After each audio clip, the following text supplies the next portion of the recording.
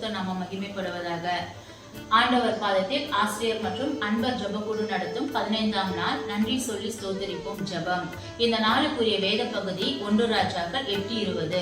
கர்த்தர் கொடுத்த வாக்குத்தத்தங்களுக்காக நன்றி சொல்லி ஸ்தோத்திரிப்போம்.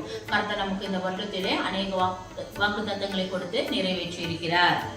எபிரேயர் 11:11 பார்க்கும் பொழுது, விசுவாசத்தினாலே சாராலும் வாக்குத்தத்தம் பண்ணினவர் உண்மை உள்ளவர் என்று எண்ணி கர்ப்பம் தரிக்க பலன் அடைந்து வயது சென்றவளாய் இருந்து பிள்ளை பெற்றாள் என்று நாம் பார்க்கிறோம்.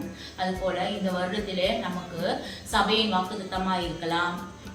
மாதம் ஒவ்வொரு மாதமும் நமக்கு சபையில கொடுத்த வாக்குத்தத்தங்களாய் இருக்கலாம், மற்றும் நம் தனிநபருக்காய் கொடுத்த வாக்குத்தத்தங்களாய் இருக்கலாம். ஊழியத்தின் பாதையிலே தேவன் நமக்கு வாக்குத்தத்தங்களை கொடுத்திருக்கிறார். இந்த வாக்குத்தத்தங்களை எல்லாம் நிறைவேற்ற அவர் உண்மை உள்ளவராய் இருக்கிறார். அப்படியாய் நம் கண்களை மூடி நம் ஜெபிப்போமா?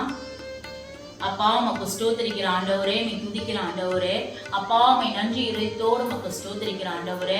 தகப்பனே, இந்த வருடத்தில் நீர் எங்களுக்கு கொடுத்த ஒவ்வொரு வாக்கு தத்தங்களை நிறைவேற்றி கொடுத்தீரே, அந்த கிருபைகளுக்காய் உமக்கு கோடான கோடி நன்றி ஆண்டவரே. அப்பா, தனிநபராய் இருந்து எங்களுக்கு ஆண்டவரே கொடுத்த வாக்கு தத்தங்களை நிறைவேற்றிங்களப்பா. சபையில கொடுத்த வாக்கு தத்தங்களை இந்த வருடத்தில் நிறைவேற்றினீங்களப்பா. ஊழியத்தின் பாதையில கொடுத்த அப்பா வாக்கு தத்தங்களை நிறைவேற்றினீங்களப்பா. நீர் உண்மை உள்ளவராய் இருக்கிறீரே ஆண்டவரே.